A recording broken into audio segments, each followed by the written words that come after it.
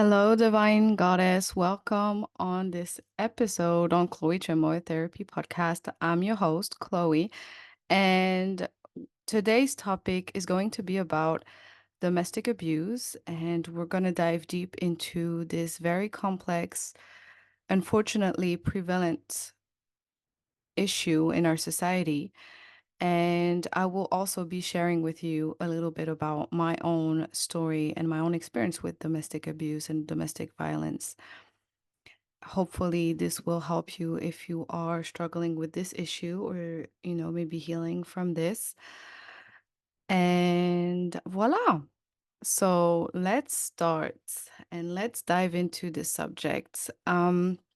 So I really wanted to make an episode on this because I feel like my experience, I really wanted to share my experience, and and hopefully, with the hope that it might help some of us and help you, help, people that might be going through it, or you might be going through it, or just, get out of.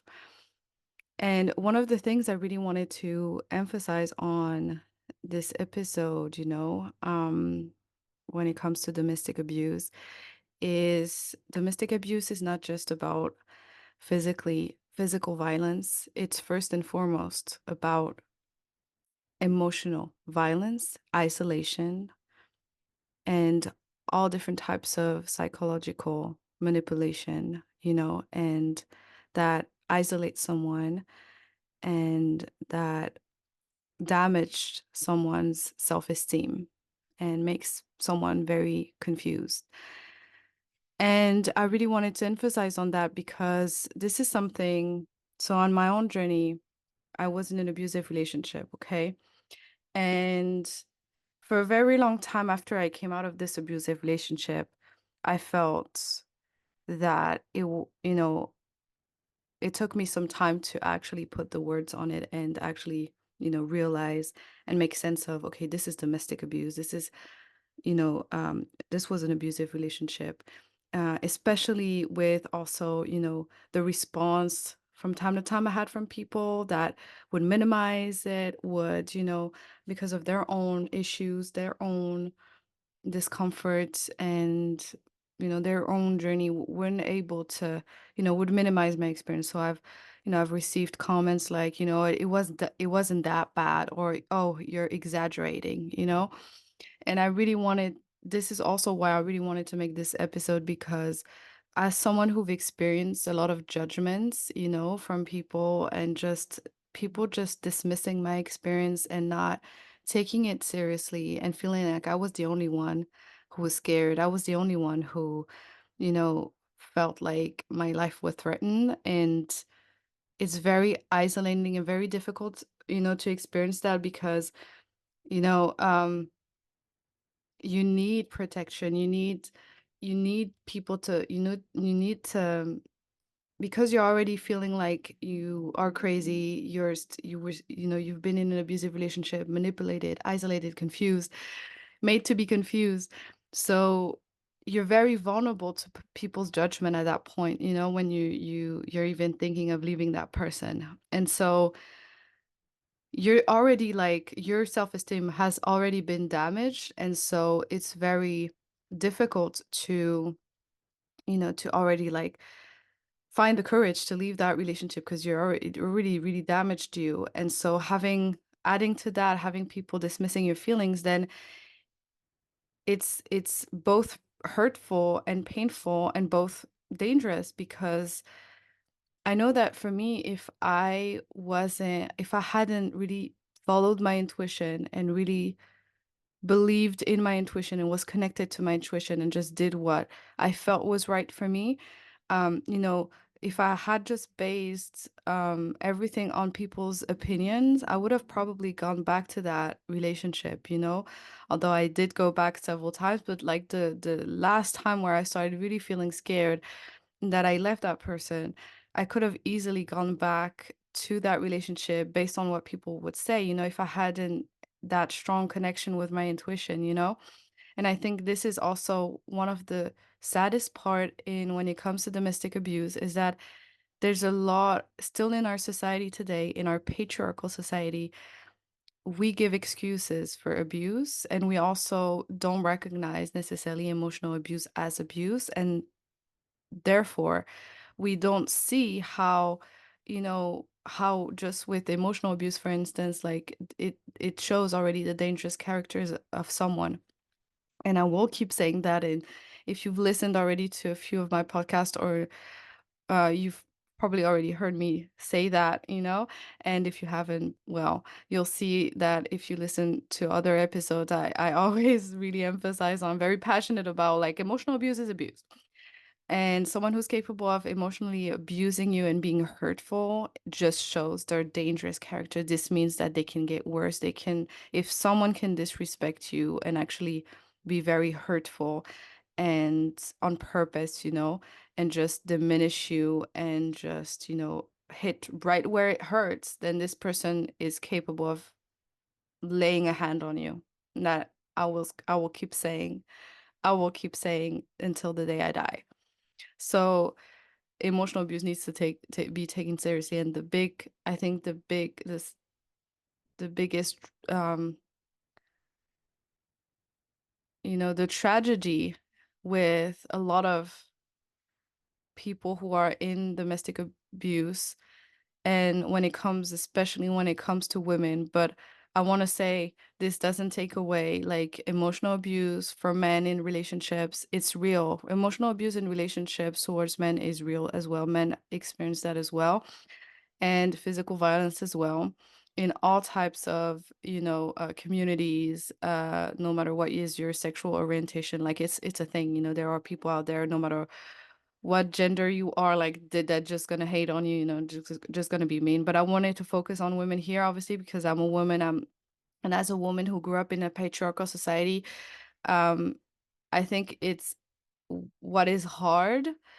And I'm sure, like, for other communities, there's other issues, I'm sure, like, in when it comes to men, there's so much pressure, if you're a victim of violence, like, people don't believe you. And I've seen a lot of, documentaries on that. So let's say, with women and men, there are different issues. And I know that for women, those issues are, because we're in a patriarchal society, like, domination from men on women is normalized. And so there's a lot of normalization of disrespecting, really, like, there's already this normalization um of men being above women, and normalizing cheating in marriages, and normalizing women not being able to cheat, but men are allowed to cheat, and those types of things.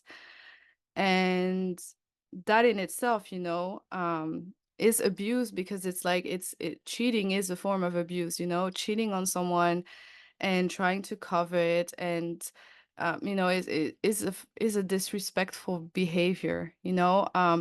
Obviously this can happen, it can definitely happen, if it's happened once, or there's issues with the relationship, it can happen, obviously. But if you're actually, like, cheating on purpose and continues cheating on someone, and just, planning on cheating and stuff, like, that's an abusive behaviors towards the person you are with. Like, a healthy relationship is a or marriage is based on mutual trust and respect.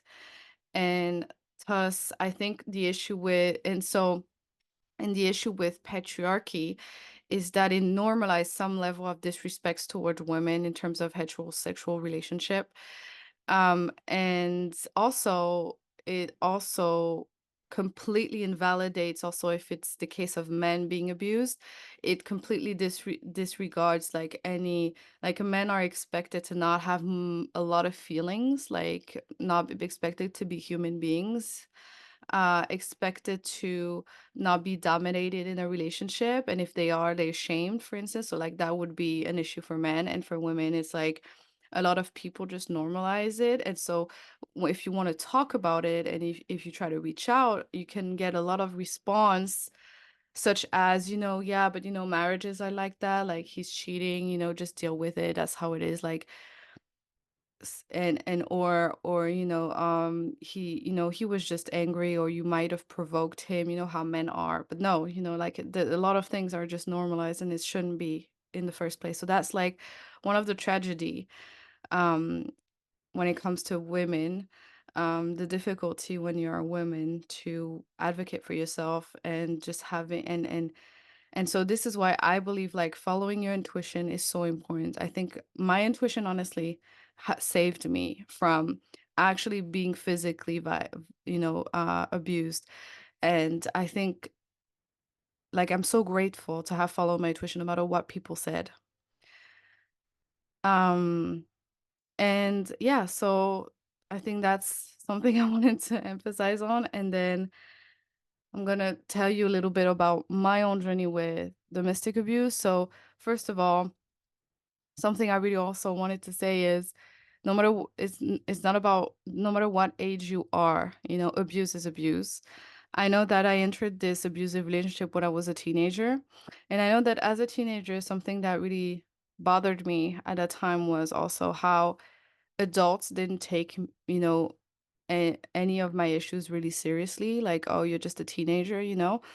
But as teenagers, like people who suffer from narcissistic personality disorder, antisocial personality disorder, they develop in teenage years and even in their childhood. Okay, so you can meet a sociopath at literally any age. You can meet a sociopath even when you're a kid. But in terms of relationships, the moment we start forming any types of more intimate relationship and we discover sexuality, um, sociopath and psychopath and narcissist, they're out there. They're already there. They might be not as, um experts yet, but I mean, they're already out there. So just saying. So I met this person when I was a teenager. So I was at a time, due to my background, the trauma I had in childhood, had a very low self-esteem. Um and and I want to say it's not because I had a low self-esteem that this person um chose me, uh and quote unquote fell in love with me, but chose me. But it was more of like I was someone who was at that time, quite social. I liked to go out. I had friends, and I think I was at that time I was really also avoiding home, avoiding my family, avoiding like the already existent uh difficult and toxic atmosphere in my home. And so I spend a lot of I really wanted to go out. I felt really trapped in my life, misunderstood. And so I seeked, my freedom, quote unquote, freedom and liberation through like going out, partying like a lot of people, in our society. That's why we, as teenagers, we feel stuck and misunderstood. And also, I had, difficulties at my home. So, um, I really, so I would go out a lot and have friends and spend a lot of time with friends to really like avoid my feelings and actually like put my mind elsewhere. And so I met him through that a group of friends. And so like at the time I had like quote unquote boyfriend, and I also had another issue with um you know I think I went out with an older guy, and he was a little forceful. So I didn't start my teenagers very well, and my sexual life very well. It was quite chaotic. And so when I met him, he was so um I think like at the beginning there was some few moments where there was a lot of red flags, obviously, and I'm sure if you're listening and you've been through an abusive relationship, relate to that. But in my opinion, I think um, we definitely dismiss red flags because those are things. When we dismiss red flags, those are behaviors that our parents had with us. Like like there's no doubt on that. It's There are just behaviors we're used to, or at least like a level of abuse we're used to, and so we just don't see it because we're not at the moment we enter an abusive relationship. Usually, we're not aware of how, like, the truth about our childhood, and usually if there was abuse, we were still unconscious of that abuse. So there was definitely red flags for me in that relationship. Like when I met him, like, for instance, I remember him telling me, like, if you're like, if you get rid of your I had braces at that time, and I remember him telling me, like, if you get rid of your braces, I will go out with you. And at the time, I just took it as a joke, and also at that time, my self-esteem wasn't really high enough to advocate for myself and be like, "Well, fuck you?" So, and at the time when he said that, just I was already, into him, and he had already, I was already interested in him, and I think I was already kind of seduced, and so I just overlooked that, and I actually got rid of my braces, and I took it as a joke, and then I sent to him, like, a picture with me without my braces, and I was just like, yeah, just to say, yeah, I want to go out with you, basically. But I was very um unaware of, like, that's not something you say to someone. And I think the first time there was a time we had to meet, and he just didn't show up, and he would be often late. And also a huge red flag that I think I completely overlooked due to my past and my history with, sexual trauma and sexual abuse.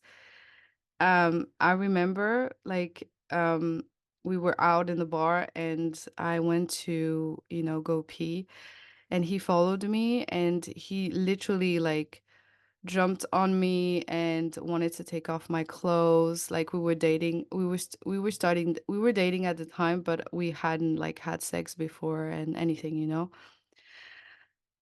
And he was just so forceful. And I remember pushing him away and being like, no, that's not how I want our relationship to start. Like, that's not okay. Like, I was just so upset with it.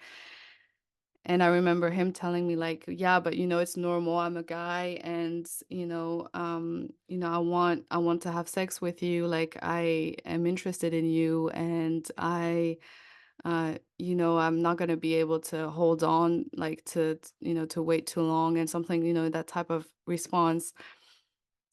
And because I was so impressed, I was so it had, he at the beginning, obviously, he was so nice, and so said all the right words and seemed genuinely interested in me. And then when that, his true face showed, like, um I was very shocked, and I was in shock, and I wasn't expecting, him to behave that way. But yet there was still little, things that were building up, little things that were just not okay, and even little comments. And again, an example with the braces, like, that is just not okay. Um, but I completely overlooked them, and so I remember, like, the relationship really started with him basically pressuring me to have sex and to have, do things together and stuff. And I remember also him, like, insisting on giving him a blowjob, but I was just not feeling comfortable with it, and he was very pressuring. So the relationship literally started like that, and I think I developed very quickly in that relationship, like, a coping mechanism. And basically, instead of saying, "No, I'm not okay," and because I was already attached to him and I was already, very attracted to him and very, had feelings for him, um, like I convinced myself that I wanted to have sex as well when I was just not ready at all.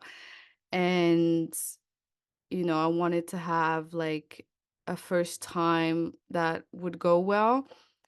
And so and at times when we had sex, he would like it was good, like in terms of it was nice, and other times I would feel very pressured, So it was very confusing. As you see, the pattern is already there. And so sometimes I would just not feel well about myself, and sometimes it would be great. He would act like the Prince Charming. We would listen. I remember listening to music, but it was still very confusing because I would have my periods, and he would still want to have it, and I think I deep down I just didn't want to. I didn't feel comfortable. He didn't ask if I was comfortable with it or anything. He was very self-centered.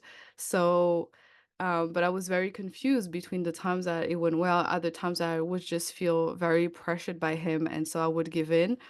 Um, and slowly this atmosphere started to, he started creating all this atmosphere, and this dynamic started to, birth. And it started with sex, and then so I tried to persuade myself that I was actually liking sex, but I actually didn't. I really understood that really later on. So the dynamic of being pressured and of sexual abuse was already there. And then and then as we started dating, we started having like normal couple type of relationship where I would go to his place, we would eat, we would do activities or do things. But slowly, like one comment after another, I started receiving comments like, I would want to cook or do something for him nice, and he would just comment and be like, "Oh, you don't really cook well," or things like that, But it like in a in joking tone, quote unquote, as if he was joking, but it was actually very mean. And at the same time, I didn't know how to cook. Like I wasn't like someone who cooked a lot, but I was just doing things nice for him. And then like for instance, with that comment, it was also confusing because at the same time, I was aware that I was not like a very good cook. So it created this confusion where I started believing him, being like, yeah, actually when I look at the facts, I don't really cook a lot. So yet it's that trap we fall in. So, um, so I tried to so those were little comments slowly that entered as well, like, and slowly it just got really, you know, worse. And then something happened as well, like with one of my childhood friend at a time. He said to me like full blown that he was still in love with her, something like that. And it was just, just to hurt my feelings, basically, to see how I would be desperate or not. And so he created this type of triangle with her. And and so he was already always like creating this atmosphere where I would end up asking him like, what are you thinking about? And just, he was just really manipulative that way. Like he was very hurtful that way. Like he wanted me to notice that he was thinking about her. Like he was very, so there was all this long type of thing that happened, which created a lot of issues with my friend at the time. And um and also like um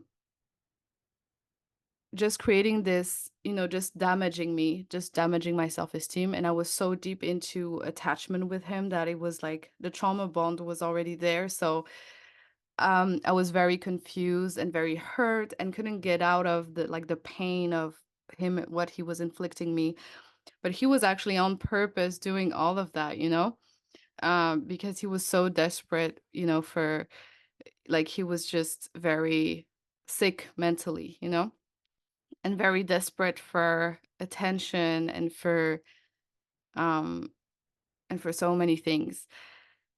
And so this lasted, and so he literally tortured me with this for like a few years, I think, because I was in this relationship for 6 years, and I think that definitely lasted for 3 to 4 years, where I was so deep into pain, and he was just torturing me basically, And all that time I thought, okay, I had like, and obviously every time I was, I would just ask him like, you know, um, because basically I at one point I told him, well, if you want to be with her, just go be with her. And then we just split up, and then she obviously rejected him. She was not interested in him. So he came back. And because I was so under his, completely under his charm, and mostly under his, like, the trauma bonding, I was still attached to him. So I kept dating him anyhow, and so he tortured me with that, um and and so Yeah, and so he tortured me because I remember she was living nearby my house, and so he would on purpose want to take her streets, and if I would say like, "Can we just take another street?" Like he would just turn everything around and be like, "Oh, you're such a jealous girlfriend," and obviously, if I would ask him about things, like he was actually making me feel about, like, he was just basically creating all this climate, like being so obvious, and so I was just like, obviously I'm gonna feel hurt and bad, but then I was shamed for that. Obviously he would like, abuse me even more. And so yeah, that lasted a few years, and then obviously the sexual abuse kept going on. And so this created this climate where I felt like, where I fell into this dynamic with him where I felt obligated to have sex with him when I didn't want to, because he had created this environment where basically the message was, like, he created this huge unsafety in the relationship on purpose, so that I feel unsafe. And so if I feel unsafe, okay, I need to be to keep him. I need to do my best to keep him. So, I couldn't say no to sex, even if I didn't want to, because I was so deep into being afraid of him leaving me for someone else, or not being attractive to him anymore. Like, and so sex became a due, something I had to give to him if I wanted to keep him. Like, the dynamic was becoming so toxic. It was so toxic. Um, and so this is why, and so that gave room for him to sexually harass me as well.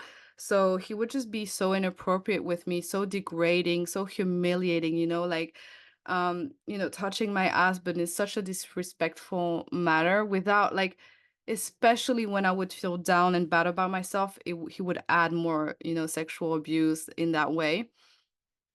And so, and just acting as if everything was okay, and like, you're such a bummer. And so obviously, when you're in an abusive relationship, as you may already know, your mood gets down. You can see, like, in an abusive relationship, the abuser like starts shining, and then the victim, you're drained, all your energy is drained. And so I was just feeling getting worse and worse. And then at one point I had gained weight, and so he shamed me for that. He abused me even more on that. And so this was such a, like, I was such deep in psychological abuse, like, I was to a point where I became suicidal, because I thought, like, I had no way out. I thought all of this is me, like, I couldn't see that everything was such a orchestrated, like, pattern. Like, he was just doing all of that on purpose, because deep down, like, he was such an insecure, wounded guy, and so I was just so depressed, and so he would humiliated me even more because I was depressed, I was sad, I was, I was bad, I was feeling insecure, I was feeling abused, I was just like a victim of abuse. So he would just add like slap me in the ass and just, you know, start like touching me everywhere and being like, "Oh, I so want you." But I was just like, I had not given him any signals to do that. Like I was so treated, I felt like an object, he was treating me literally like an object, as if I had no feelings and no feelings and no emotions. And it's when, and I really, before I say that, I really wanted to emphasize on, honestly, like the first signs of someone just, one of the things that I overlooked a lot was those little comments, like, like those quote unquote friendly comments because you're close. Because in between all of those this abuse, there was times where we would be laughing, when he would make me feel, because that's the key. It's the way he makes you feel that keeps you with him. Because the way he would make me feel, all of a sudden, I was the most important person in his life. I was so funny, and we would laugh a lot, and we would just have an amazing time. And then the second after, he would just be highly abusive. And that is the huge confusion, that you have in abusive and domestic abuse. So then we ended up moving in together, but I actually, didn't want. I actually had like found a job at my university place, and with that, I found an apartment because I really wanted to be on my own. I was already struggling with issues with my family, so I wanted to be on my own at university so that I could be in my space, in my safe space where no one is abusing me, basically. And um and so I took this job and I had this apartment, with this job. And so he forcefully, ended up in my place. We hadn't talked about moving in together, but I definitely, like, he sold the idea to me. And also I was just like, wow, this would be so cool to live together and to be all the time together. Because I thought in my mind, he's gonna be nicer. Maybe it's because we're so far away, we don't understand each other. That's why I'm being insecure, and maybe it's gonna be good for, our relationship to live together. So by the time I was in university, and so obviously, big mistake. Um, so he ended up living with me. Uh, didn't pay the rent, of course. No need to mention that. Um, and it just got worse, of course. I was trapped with him, and he was just analyzing my every move. And over time also, he was also start like going on my Facebook accounts. Like, he was also checking my messages. And I remember, like, I was talking to this guy that I had met at university. He was just like a nice guy, like just someone, like I was just talking with him. And okay, and yeah, that's also something to keep in mind. Forgot to mention that. So before I moved in university, I did cheat on him with someone. And because I was so desperate, I was so feeling so desperate and so alone, basically. And the person I cheated on him with, was there giving me the attention I needed. And at the time, obviously, he was just dismissing me. He was, every time I would, make a surprise to him and come to see him, he would just be like, "What the fuck are you doing here?" Like, really, being very mean and stuff. Obviously, so I was so desperate for attention. And also, um, you know, um, like, it wasn't the best idea, but it was in a moment of desperation. And so I did cheat on him and immediately told him. And I was so expecting at the time, like, I did that.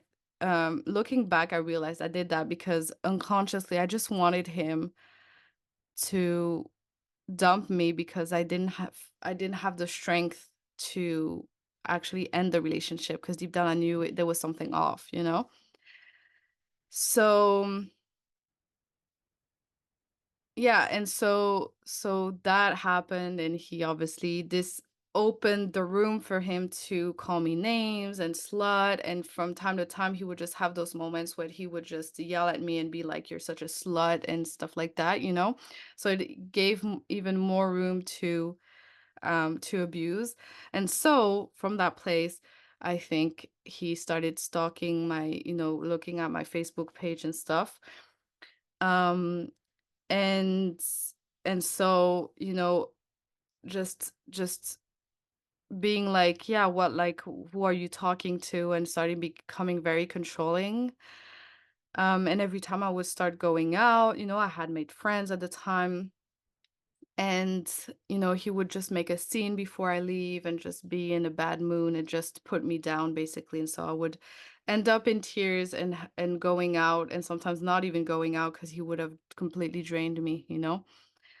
um and so yeah, so those were like, obviously, like, the issue that started growing when I was in the same apartment as him. So he was very controlling, and he kept being abusive, obviously sexually. That didn't change, obviously. And he's tried so hard to, like, to create again this unsafety space, and he started also, like, making sure I could see him looking at other girls, and um just showing me, like, just having this very disrespectful behavior, but on purpose, so that I would see it. um and just making this idea, planning that he will find someone better, something like that. And also, like, being very critical of my body, of the fact that I had gained weight, and obviously, like, adding up, like, more and more abuse, never ends.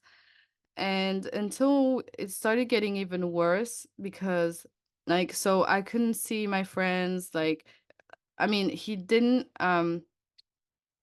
forbid me to see my friends, because I was able to see them. Um, but he would, like, behave in a revengeful way. So if I had a good time, he would not give me, you know, he would just disappear, not give me new silent treatment. So I had a lot of silent treatment. Or I would be home and he would not speak to me, and I would just talk to him and he wouldn't just not answer. So a lot of silent treatment. And but so it's when it got even worse that I, like, the moment I started getting really scared was when, due to all the abuse, I developed, like, sleep apnea, and I had gained weight as well. And so, I was my nervous system was just, like, struggling, and so I developed sleep apnea. Um, so I didn't sleep well. I would wake up because I stopped breathing, obviously, and then I would just be very, very, exhausted all the time. And also I started, like, I think I started, um, snoring. I think I used to snore, but I maybe during this time I also maybe snored more, something like that. Anyhow, he started waking me up at the middle of the night because I was snoring, and he was pissed, yelling, angry, and he would wake me up, like, in the middle of the night, and I would be so scared, basically. And I remember crying because I was scared, crying out of fear, because he would be, like, at the door, and just he would, press the light up, and he would just be looking at me, like, in such an angry way. Like, the last time, I think he did that a few times, and the last time he did that, I was just like, okay, I need to get the fuck out of here, because he's making me very scared. Like, he's looking crazy. He's looking like a serial killer right now. So there's something off about him. Like, he was just getting worse. And obviously at the time when he was getting worse, he was also, like, so what happened also was, like, yeah, and he would ask me to go sleep on the couch. Like, he would just be so angry and be like, you sleep on the couch. I don't give a fuck. You go sleep on the couch. because you're snoring. You woke me up like as if I had done like I don't know if as if I had done such a horrible thing.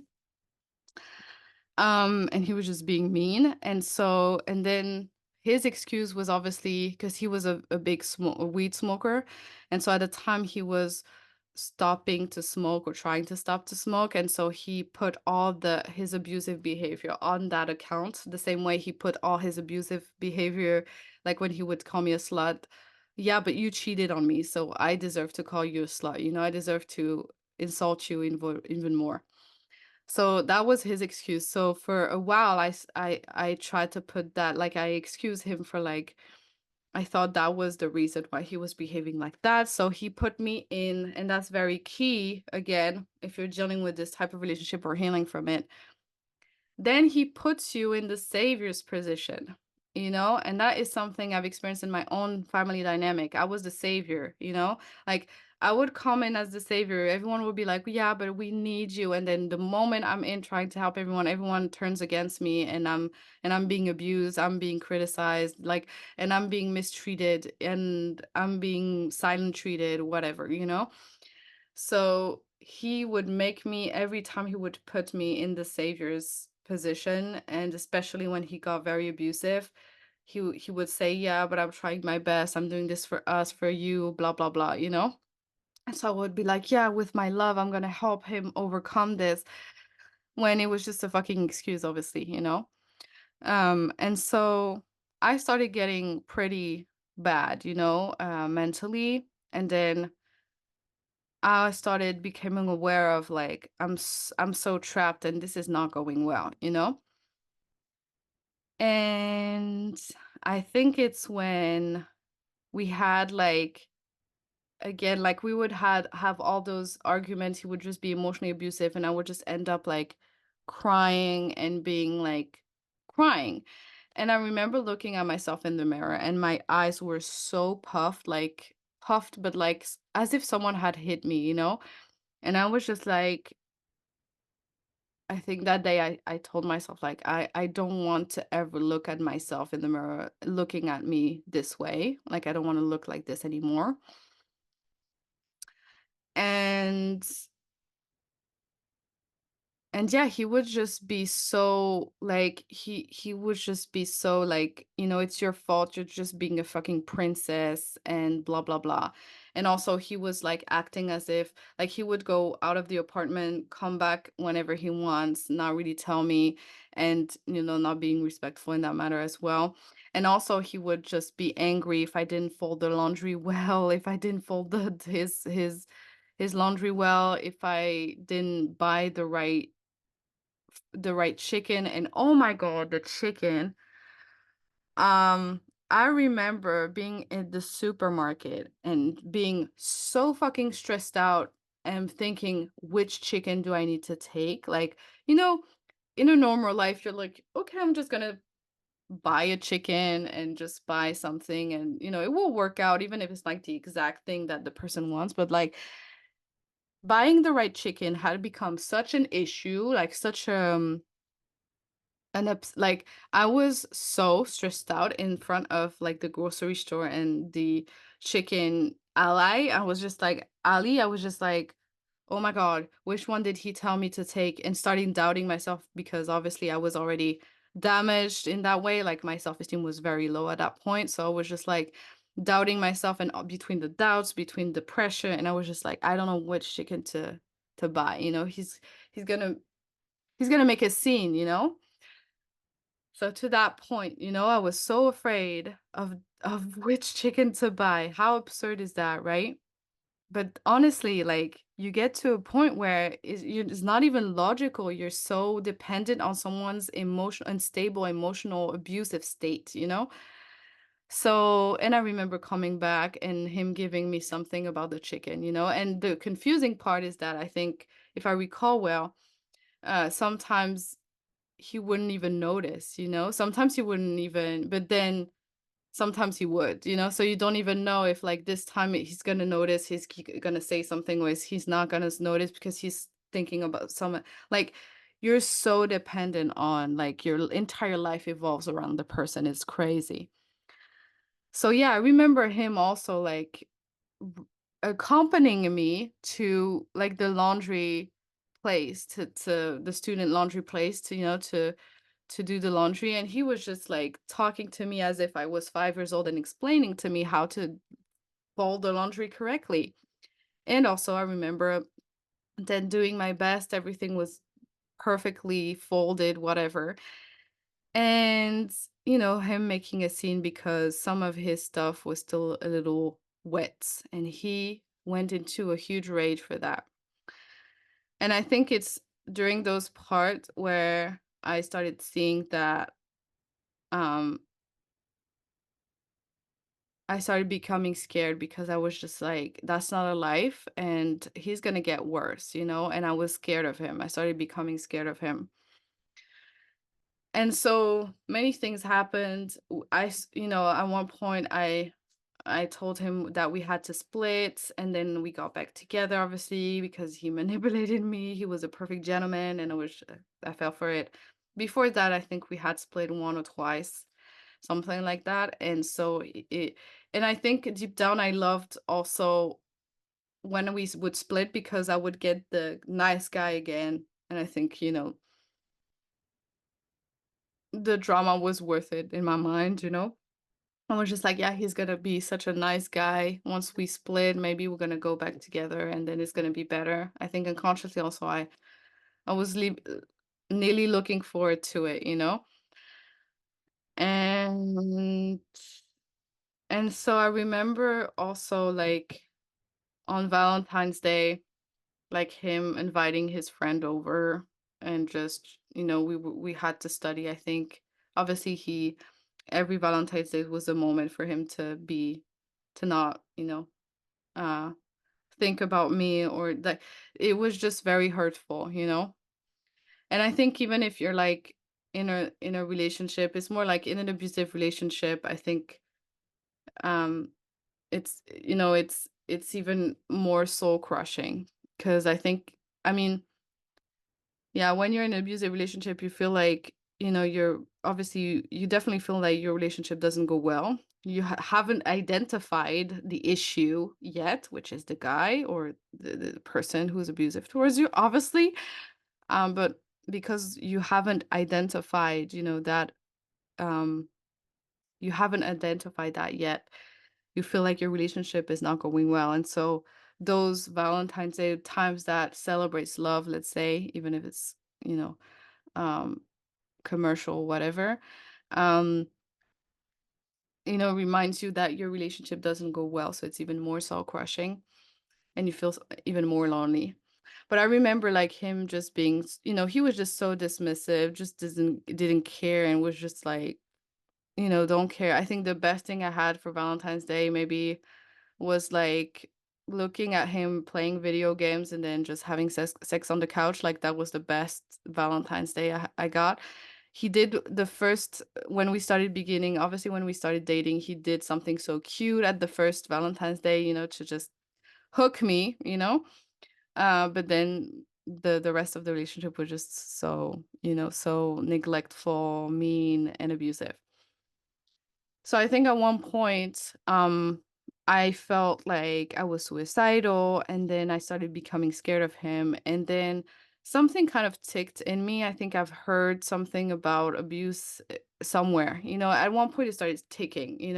So I started making some research, and I had become at that point in my relationship, I had become very quiet, and hadn't a voice anymore, and I was just, and I just gave him, what he wanted. But yeah, okay. So I remember also like I think the last time we nearly had sex, I actually rebelled and um like he was forceful, he pressured me, and you know and I remember like started kissing him and giving him the show because I had to give him a show basically. I felt like I was a prostitute at the that at by the end of the relationship. I felt like I was a prostitute. Like I felt like he was it was a Jew. In some ways he had paid for it. And so I was always thinking, "Oh, okay, I'm gonna have all again to give a show," and I was just not connected at all. Um, so I really felt like a prostitute. And I remember like starting kissing him, and then I just had this moment where I was just like, fuck enough. And so I remember biting his lip so hard, and he started bleeding, and he was just like, fuck, what did you do? And I did pretend to that I didn't it wasn't like I did apologize to not have him be too angry. But yeah, I was just and I think at the time I had this light bulb moment, or I started realizing, and I was just like, yeah, I'm so sick of this relationship actually. Why am I putting up with him? And I'm starting to be scared. And actually when I thought about leaving him for good, I started thinking, and I was like, I don't know how he's going to react, and I'm actually afraid. That's when I started thinking like, okay, there's something wrong here. So I made that plan. I started talking to my friends, telling them the truth, like he's sick, he's crazy, and he's gonna stalk me for sure, like if I really leave him. So I planned like my break. I planned to leave him. Like, so I decided to, and also I was like, at that time I was burning out because I was trying to study, trying to work at the same time to be able to pay my rent and dealing with abuse. So, um, so I planned with my friends like, okay, so I had a good friend at the time who really helped me, and I decided to like tell him, yeah, we need a break, I think we need a break, and we need some space, and I just pretended everything was my fault, and just like manipulated him basically. And told him like, yeah, I think it's my fault, we should separate, we should take a week off, you should go to your mom's, and I think like vacation or holidays were coming up or something like that. And so I was just agreeing with him, telling him, "Yeah, I'm sorry, I've been really behaving badly towards you, and I really apologize. I think we should just have some space." And he was just like, "Yeah, okay." And then um I think like I remember taking the train. He was with his friends. His friends had come over, I think, and then we all took the train, and I remember him sitting with his friend and me on the other side of the train, like, it was very and he was looking at me, and I was just like, "Mhm, mhm, yeah." And and then once I was at my home, I stopped replying to him, and then I told him, like, "I need some space, please don't contact me anymore." And that's when shit went down too. So I then went to my friend's apartment because I knew he was gonna I was scared he was gonna show up in my place, which he did. So I had to hide at my friend's place. I didn't go out, like, I was freaking scared. And but I had also, like, exams to go to, and so he started stalking me, and he ended up going to my friend's house and my friend's apartment, and pretending to be my brother.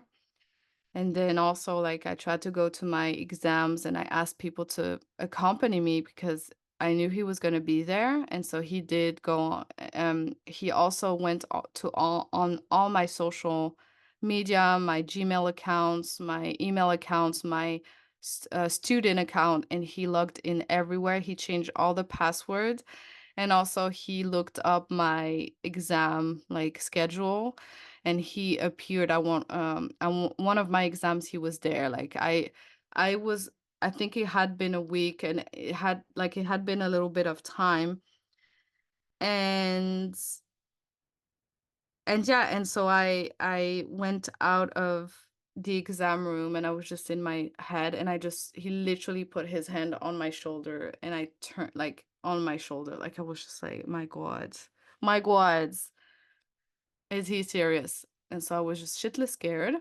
And I remember my brother at the time was there. He helped me like not talk with him because I was also under his, like, I was still under his how to say that? Yeah, I still was afraid of him and still was weak in front of him, so he would guilt trip me very easily, and so that's why I had the intuition to tell people, like, please don't leave me alone with him. Like, I need to be so far away from him. I need people to stand be a wall in front of him because I don't have the strength to combat him and say no, I'm still weak.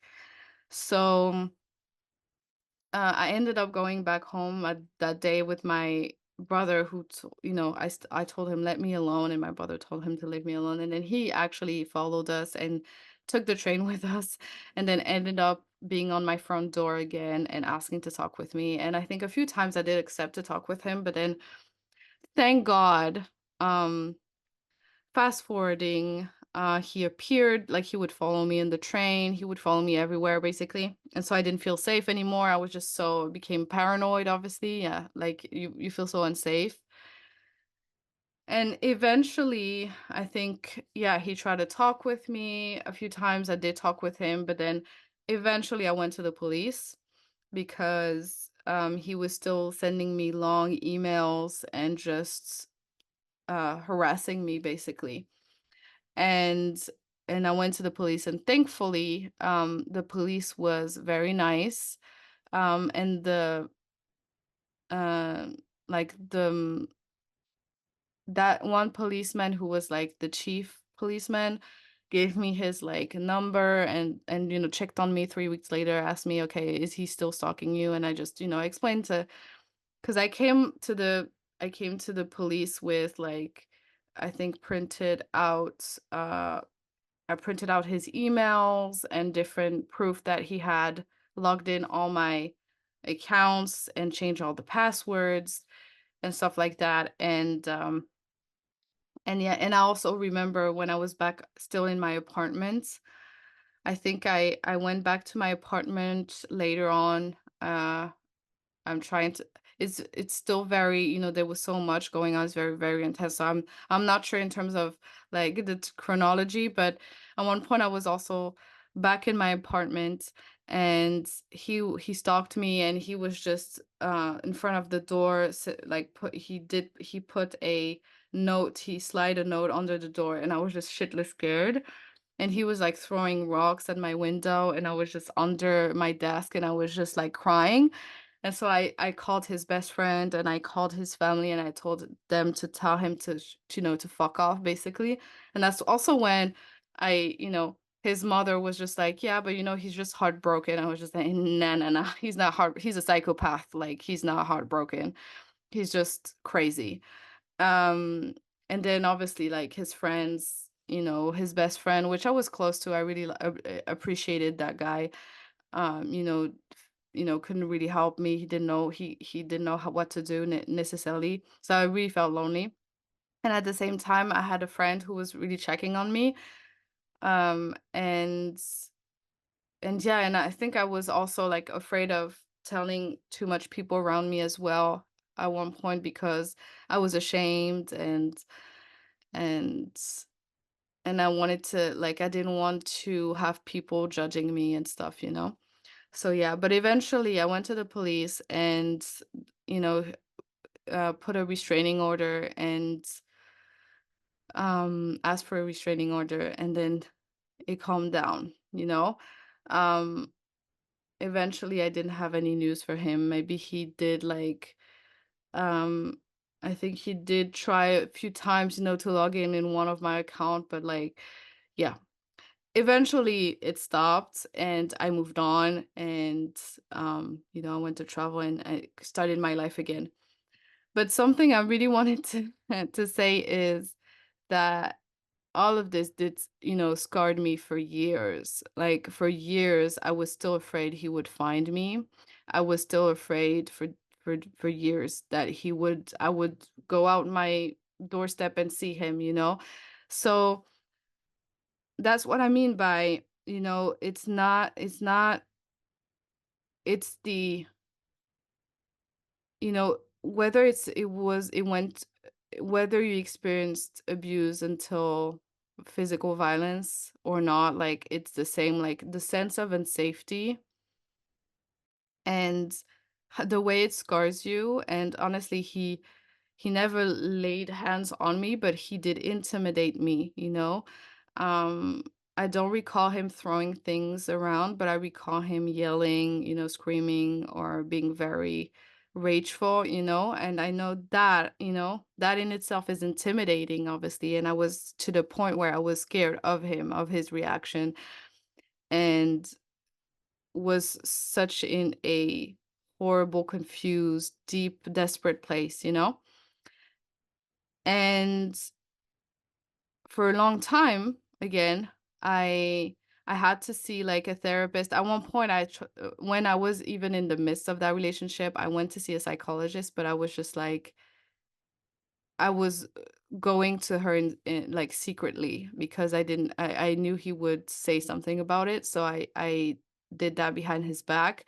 And even I think to the psychologist, if I recall, I told her like my boyfriend is not, he doesn't know, like he doesn't know that I'm here because of him. Like, I had to lie. And it took also like several psychologists to realize, okay, this is harassment. He cannot, like, even in the midst of him harassing me, um, like I needed a psychologist to tell me, like, this is harassment. Like he is not allowed to follow you like that and create this unsafe climate for you.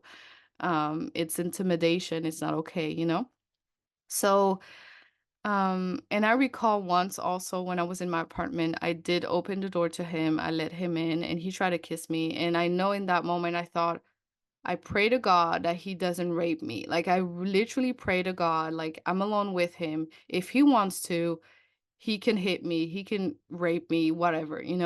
So I was just praying to God, stoned as fuck as well, because at that time I was just smoking to deal with my hijacked nervous system and with my high depression and what I was just like such a mess.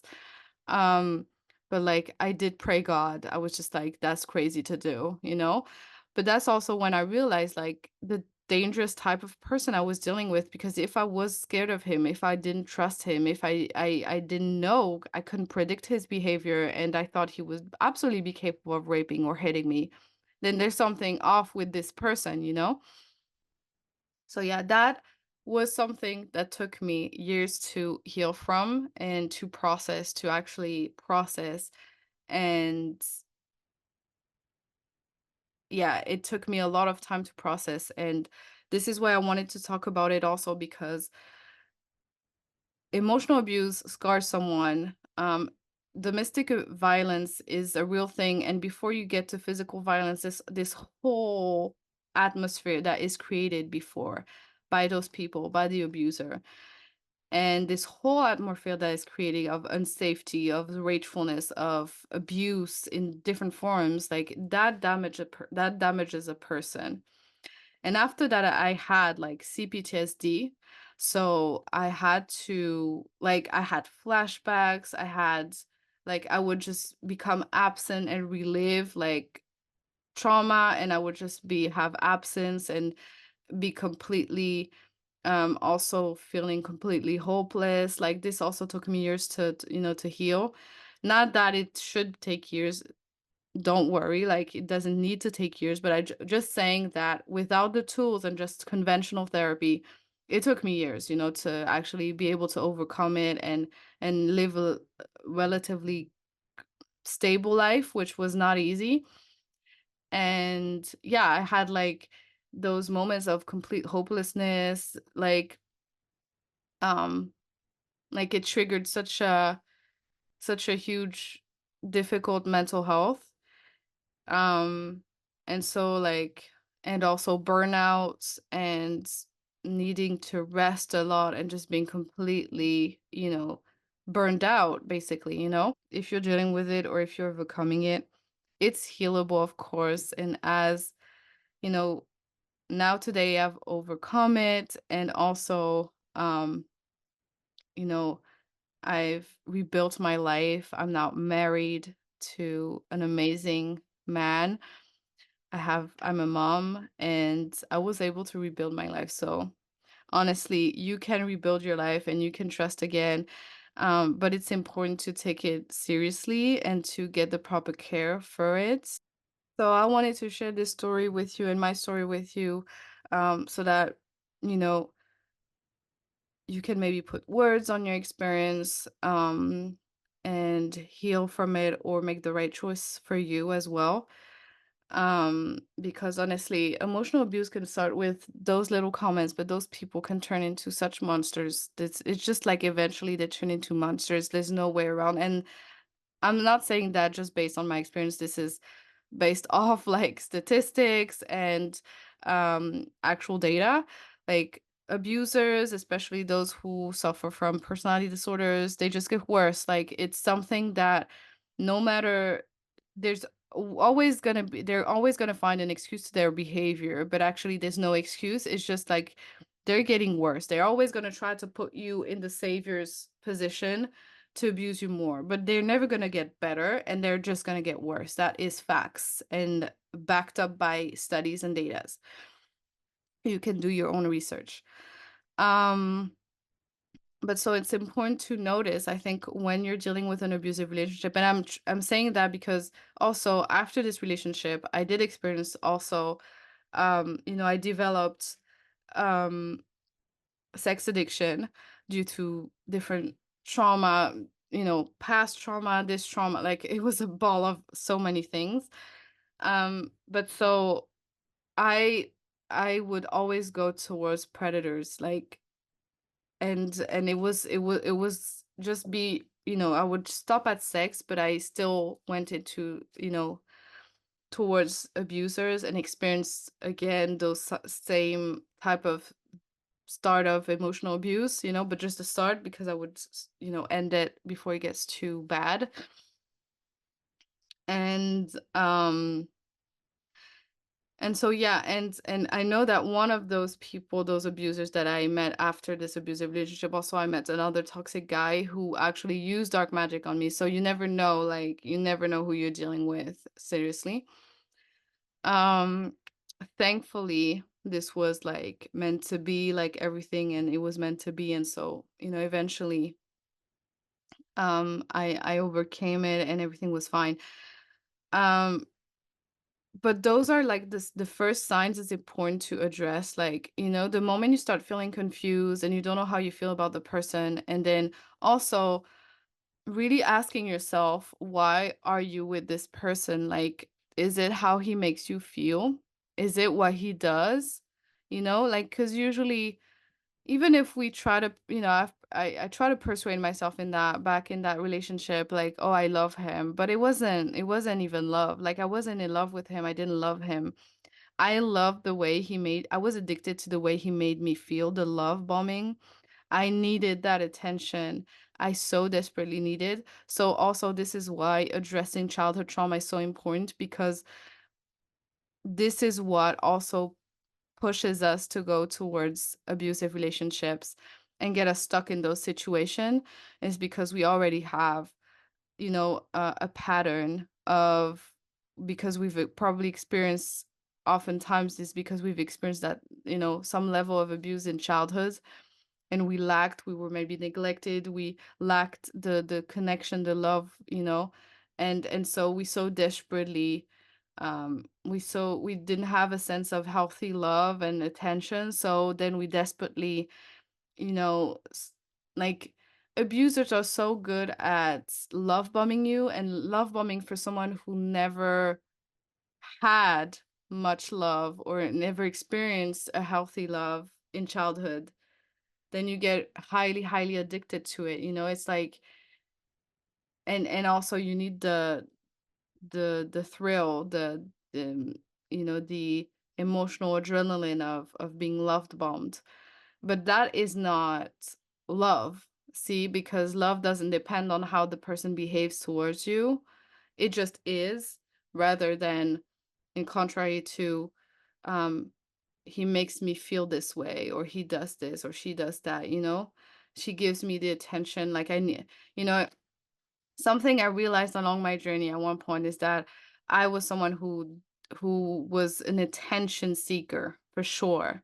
Like in relationships, I easily fell for someone who would give me attention. I would easily fall for, I would basically love someone who loved me. Like I would fall in love with someone the moment they showed interest in me, because I lacked so much of it, and I didn't know how to fill that need, that void inside of me. And so the moment someone would give me attention, I would immediately fall in love with them. But that's not love, right? So this is why, like, the importance, I think, to not reiterate those relationships and not fall back into those relationship is also important to address trauma and heal. So this is why, so along my journey, I specialized, went back to study, um, and I wanted to create something that actually help people heal. And thankfully, I'm so thankful and blessed that I was awakened and forced to heal really out of my control. And so I knew that this had a purpose, obviously. And so I committed myself to find ways and techniques to help others heal as well and heal their own traumas, because healing trauma is quite tricky. It's so complex, and it's not just feeling your emotions. Like you need some techniques and some tools to back up like that healing. So this is why, so if you're interested into diving deeper into understanding what trauma is, how trauma works, then I created a free webinar on how to heal trauma that you can access in my links below. Check it out. It's just even understanding how trauma works will also give you some hints on, what to do and how to approach this if you feel like it's something you'd like to explore and process at one point. Other than that, remember that your intuition never lies, and you are allowed to listen to your intuition. We live, unfortunately, in a society where the society is so patriarchal, and our experience are going to be minimized. Like, that's just a fact. Like, some people are just going to minimize our experiences. I know that for me, sometimes I had shared about, a previous, that relationship openly with someone, and I had a friend who just said, yeah, but, it's not that bad, and it's not that we're being mean, but sometimes we're just being unconscious. It's not that we're mean, but it's just like, So it's important to listen to your intuition on that, because your intuition never lies. And we live, unfortunately, in a society where people are just minimizing violence, normalizing violence, and not taking stuff seriously enough. So yeah, so that's for this episode. I'm so glad. Thank you for watching until the end. Let me know in the comment section also if you had a similar experience. What are your thoughts? Feel free to share. And in the meantime, I'm sending you much love, goddess. Keep rising and keep shining always. Sending you much love. Mwah.